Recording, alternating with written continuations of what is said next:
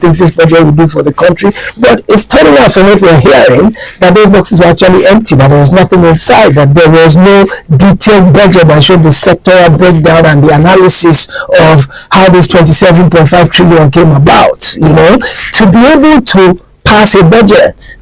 Right? Remember, appropriations is the primary responsibility of the National Assembly. That's their number one goal. That's their number one responsibility. Among all the other things, passing laws and all that, appropriations is number one. So what they're supposed to do, what they've always done, is they take this budget and they break it down line by line by line, section by section by section. They invite all the different components of government who submitted their own sub-budgets. You see, that one big budget is an agglomeration of many smaller budgets of all the ministries, departments, agencies, president's office, vice president's office.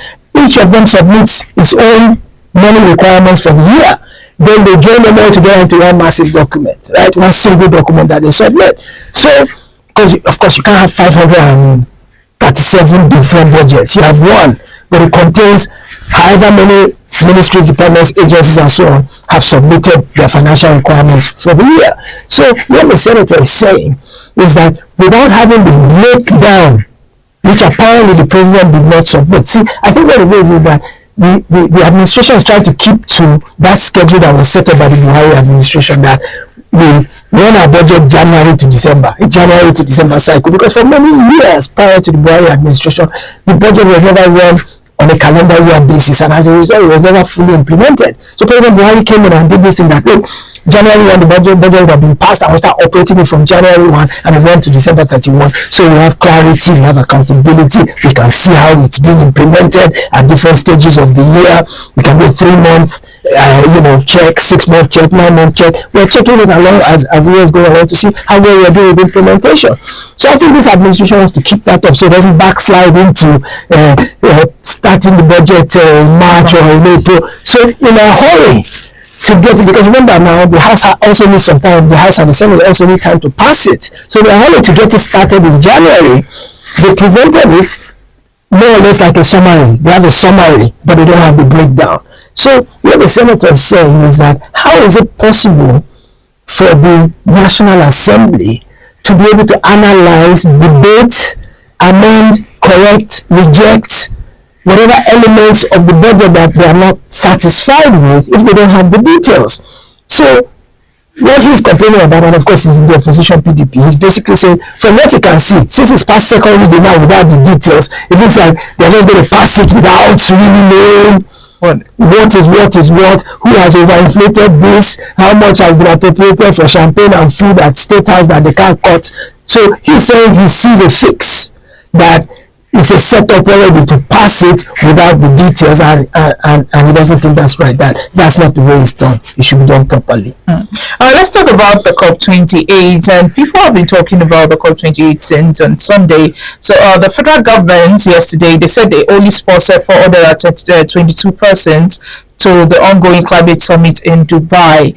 And according to the information, first we heard that they sponsored over 1,400 persons to the summit, but later on they said it wasn't up to that, and now they're saying it's just 422 persons. What do you think about this statement coming out? Let's get some clarity here first. There's 1,411 Nigerians attending COP28.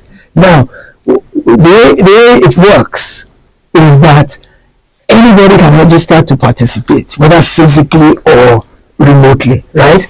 And once you register to participate, you are listed under the country of where either your country of origin or the country in which you are registering from. So if you pick up your phone now and you register to participate, it will log you as a Nigerian, right?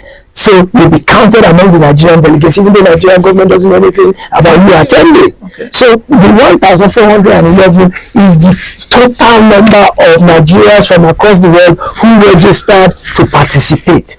Not all of them registered to participate physically, and not all of them registered to be there in person, right? So when they say out of that 1,411, it only took with itself and paid for from his own pocket.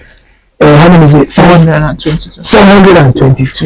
That's what government is saying. That all the others are either private business people, like people like Tony Ebumelu of UBA is there, Abdul Samad Rabi of Bua Group is there, a lot of big Nigerian corporate titans are there. Those people are there on their own wallets, on their own funds. They went, paid their own ticket, didn't go with the government delegation, found their way there, but they're still listed among the Nigerian delegates because they're Nigerians. However, having said all that, I still think that 422 is absolutely too many for Nigerian government to have taken when a country like Kenya took 51, a country like Tanzania took less than 100.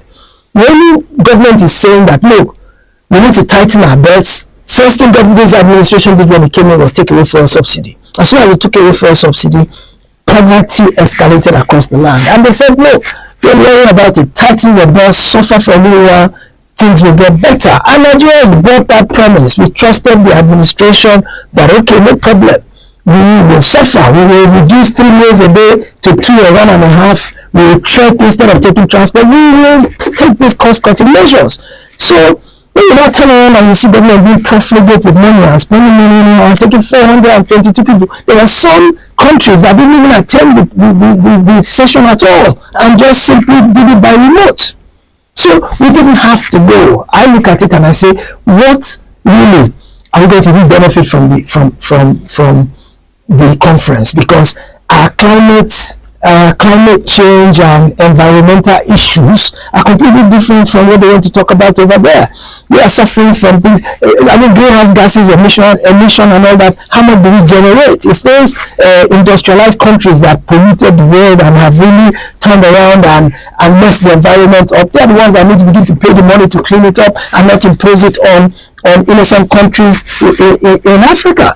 So I look at it and I say, our problems are things like desertification, erosion, all kinds of things that are happening across the land that the Western world is not concerned about. And I think we need homegrown solutions to address our own environmental issues. So global warming and all that, yes, granted, the ocean levels are rising, icebergs are melting because the planet is getting hotter. So one way or another, it does affect us indirectly. But what I'm saying is, it's not our priority. Not at the time when people are hungry.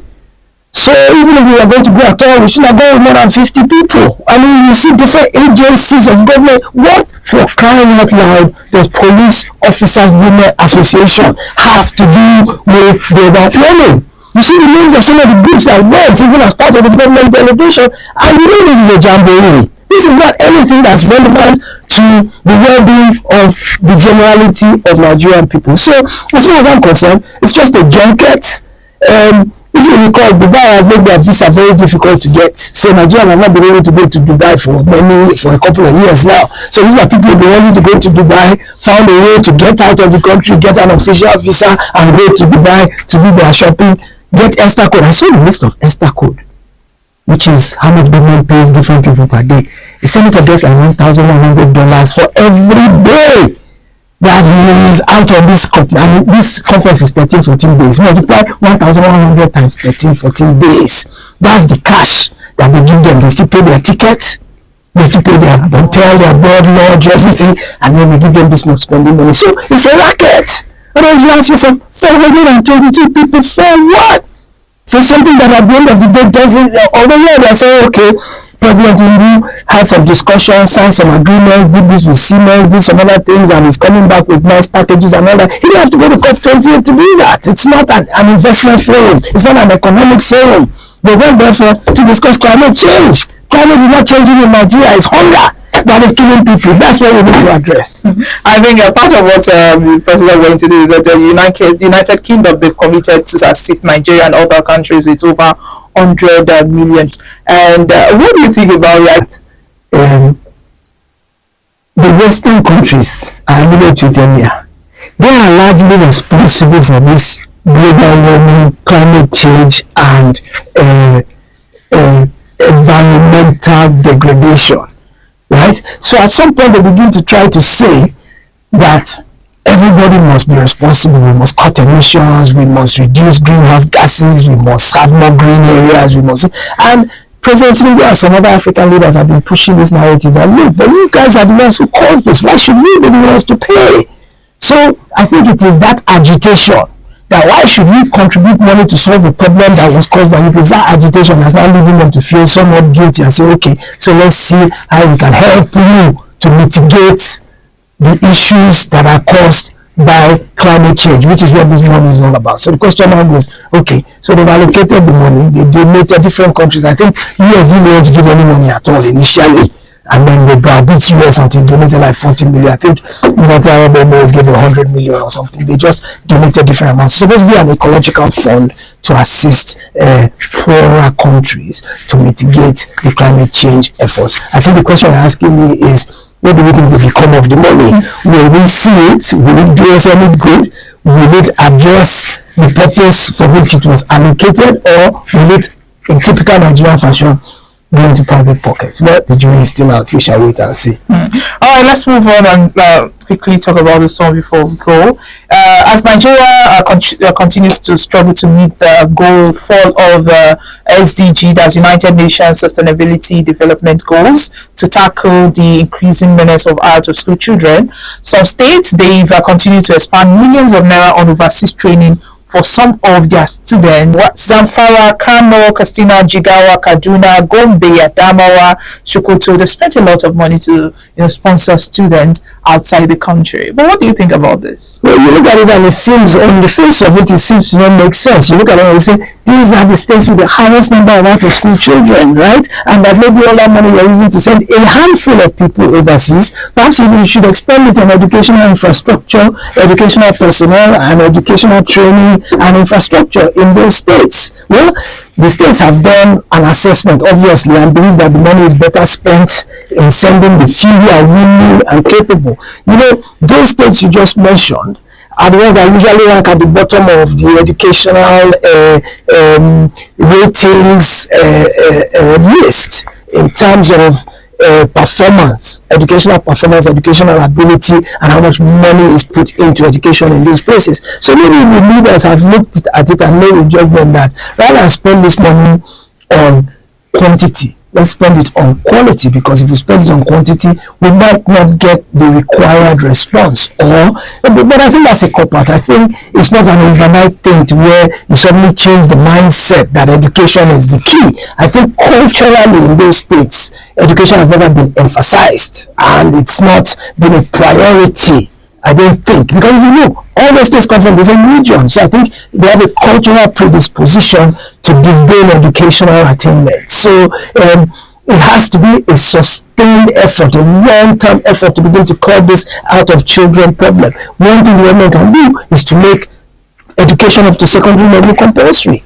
In the Western region, in our days, if as a parent you didn't send your child to school, government charges you, got you up on charges, could lock you up for that. So it was called free education, but it was free and compulsory. So maybe they need to begin to implement that in these areas of the north. It will take some generations to make a transition to where education becomes top priority. But you look at it and you say, government funds are supposed to benefit the larger pool of people, but here there are only a few people who are being sent abroad, and then the majority are out of school or in poor schools. Well, perhaps those that have been sent abroad will use the money judiciously, get trained properly, and now come back to their communities to uplift those communities. That would be ideal.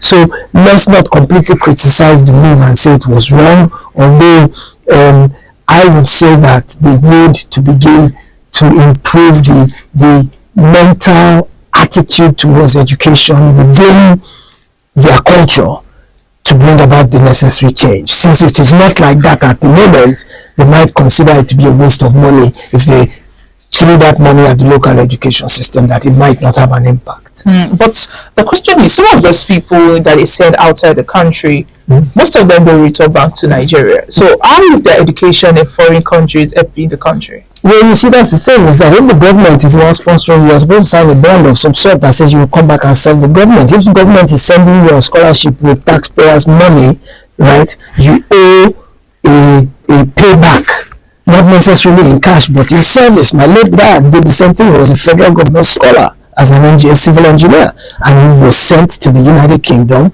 to go and get his degree.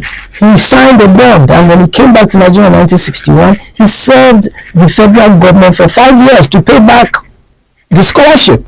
That's not to say they were not giving him salary. They were giving him salary, but the knowledge he gained in the United Kingdom, he came to use it to pay back the expenditure that they spent on sending him abroad. So he was one of those who helped develop Lagos, infrastructure of Lagos as a civil engineer, the bridges, the roads, the housing estates, the offices. That was his payback, and that's the way it's supposed to work.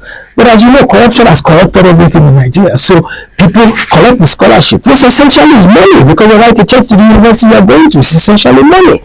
So people collect that, go there, learn this, get all the skill, and then they don't come to pay back. It's the same way we borrow money from banks and we run away, we don't pay it back. It's the same thing. There's no difference. That doesn't make it right. And there needs to be a way that they will compel those people, perhaps have them have guarantors when they are being given the scholarship. Perhaps have them have guarantors, maybe their parents or maybe their sponsors or something, and when they finish, if they don't come back, the people who guaranteed them as sponsors should be arrested. I think so. I think it's not fair. That's stealing. It's daylight robbery. They give you a scholarship on the basis of the fact that you're going to go learn something and come and use it to benefit your community and you run away. That's not right. All right, let's have this on a lighter note with Mr. and Mrs. this morning. Mrs. says, were you and a lady at the eatery, yes or no? Your friend saw both of you. Tell me why I shouldn't believe him. And Mr. replied, his sight is bad. Last time he said he fell in love with a lady, it turned out to be a mannequin. Mr. Shreva's cataract. I love this too. Thank you, Mr. Akintobi, for joining us this morning. Pleasure's all mine. Thank you for having me. Yes, do want to like and follow us on all our social media platforms showing on your screen, on Facebook, Instagram, Twitter, TikTok. Our WhatsApp number is also displayed on your screen. And also follow us on our website, www.vanguardngr.com, to get more of our top stories. My name is Damlola Shaki.